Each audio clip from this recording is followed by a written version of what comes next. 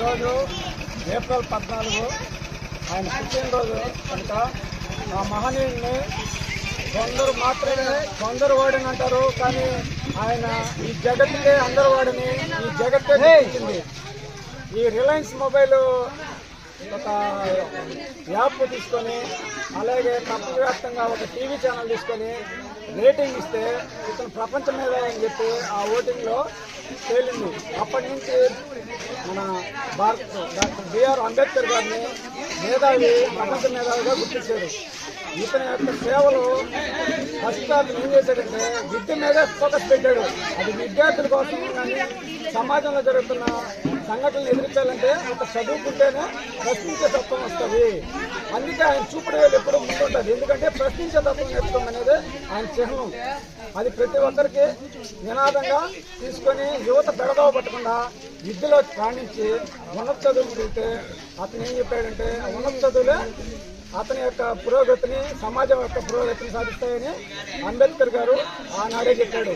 ఈరోజు చట్టసభల్లో స్త్రీలకు 33% రిజర్వేషన్ చేశాయని కొన్ని పార్టీలు చెప్పుకుంటున్నాయి. కానీ 1927లోనే మహాత్మా గాంధీతో విభేదించి అతను న్యాయశాఖ మంత్రిగా, ఫస్ట్ జవహర్లాల్ నెహ్రూ ముఖ్యమంత్రిగా ఉన్నప్పుడు జవహర్లాల్ నెహ్రూ యొక్క నేతృత్వంలో న్యాయశాఖ, ఆర్థిక శాఖ మంత్రిగా ఉన్నాడు. న్యాయశాఖ మంత్రిగా ఉన్నప్పుడు 1927లో పూనా సభ అని చెప్పి ఒక స్త్రీల కోసం, స్త్రీలకు రిజర్వేషన్ ఉండాలి, స్త్రీలకు ఆర్థిక సమానత్వం ఉండాలి, స్త్రీలకి ఆర్థిక స్వేచ్ఛ ఉండాలని చెప్పి ఆర్థిక హక్కుగా ఆ రోజే ఆయన చట్టసభల్లో రూపొందించాడు. ఆ చట్టసభల్లో రూపొందించిన దాన్ని ఇన్నేళ్లకు బయట పెట్టి ఈరోజు 33% రిజర్వేషన్ అని చెప్పి స్త్రీలకు రావడం అది హర్షించదగ్గ విషయం. అలాగే సమాజంలో కుల నిర్మూలన, సమానత్వం, ఆర్థికత్వం అనేది 1924లోనే ఆయన ఉద్యమాన్ని స్వీకరించాడు. ఆ ఉద్యమంలో కొందరు వ్యతిరేకించిన దానివల్ల అతను న్యాయశాఖ కూడా రిజైన్ చేసి బయటకు వచ్చి పత్రిక స్థాపించి సమానత్వం అనేది ఈరోజు ఆయన పుట్టినరోజుని ప్రపంచం అంతా ఏం చేస్తుందంటే సమానత్వం దినంగా ప్రకటించింది. ఇది ప్రతి ఒక్కరు గుర్తుంచుకోవాలి. ఇది ఆయన పుట్టినరోజు కాదు, మనందరికీ సమానత్వం హక్కుని కల్పించిన రోజుగా ఈ దినాన్ని మన అంబేద్కర్ గారికి మనం అందరినీ గర్వకారణంగా తెలియజేస్తున్నాం. ప్రపంచం అంతా ఏమంటుందంటే ఇతను ఒక మేధావితనం ఒక భారతదేశానికే కాదు ప్రపంచ మేధావి అని చెప్పి అందరూ గుర్తించారు.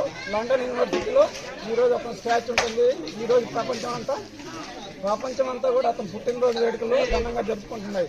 ఆ వేడుకల్లో ఈ వావిళ్ళ గ్రామం ఇంతమంది యువత ఈ అందరూ సహకరించిన వాళ్ళందరికీ పేరు పేరున ధన్యవాదాలు తెలియజేసుకుంటూ ఈ కార్యక్రమాన్ని విజయవంతం చేసిన దానికి ప్రతి ఒక్కరికి నా హృదయపూర్వక ధన్యవాదాలు. జై భీమ్.